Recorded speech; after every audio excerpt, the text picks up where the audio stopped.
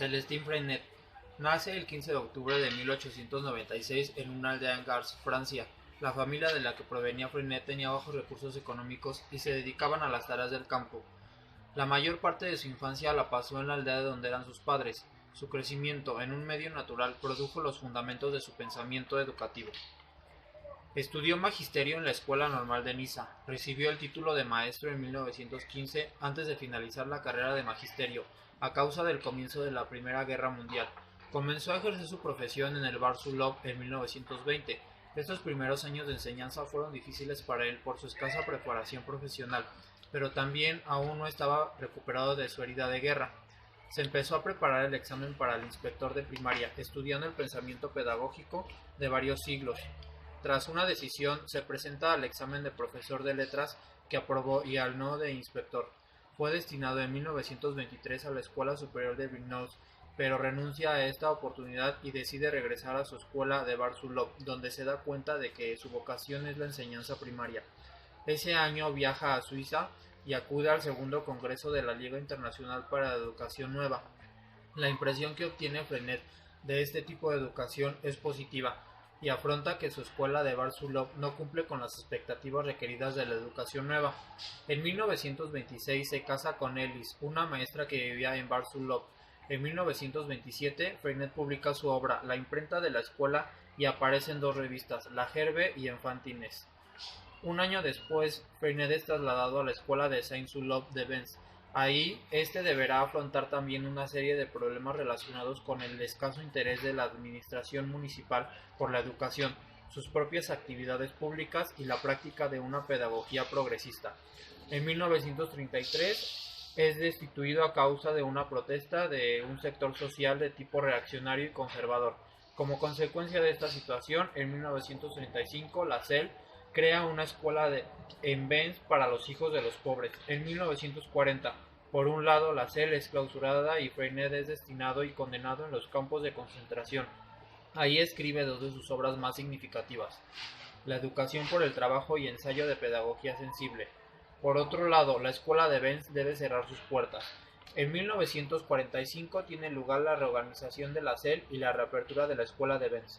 En 1951 se crea el ISEM y en 1957 la Federación Internacional de Movimientos de Escuela Moderna. Por último, el 8 de octubre de 1966 fallece en Vence y es enterrado en su pueblo natal, Gars.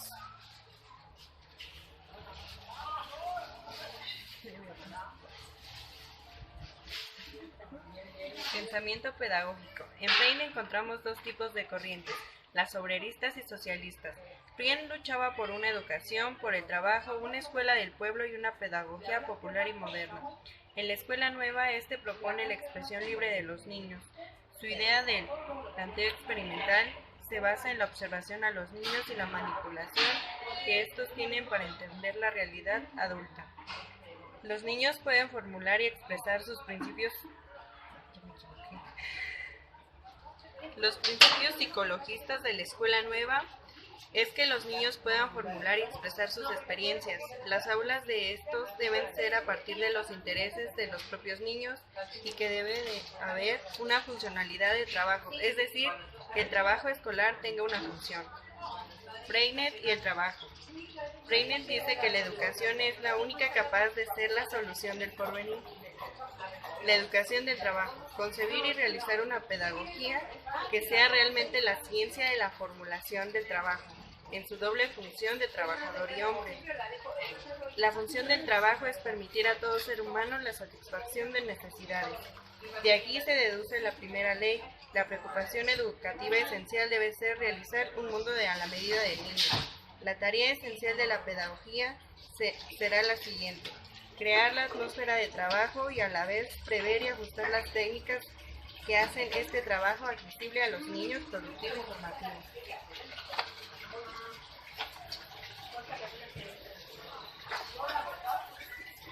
Las invariantes pedagógicas. Una de las técnicas de Freinet en la escuela moderna en cuanto al niño asegura que es de la misma naturaleza que el adulto. El niño actúa y reacciona en consecuencia y vive exactamente según los mismos principios que los adultos. Entre los adultos y los niños no hay una diferencia de naturaleza. Según Freinet, una buena pedagogía debe evitar es que se produzcan las obligaciones. La nueva pedagogía de Freinet defendía y apoyaba la buena memoria de ejercerla. La experiencia y la inteligencia, afirma Freinet que no es Afirma Freinet que la inteligencia y la experiencia no es una facultad. El orden y la disciplina de la escuela moderna son la organización del trabajo.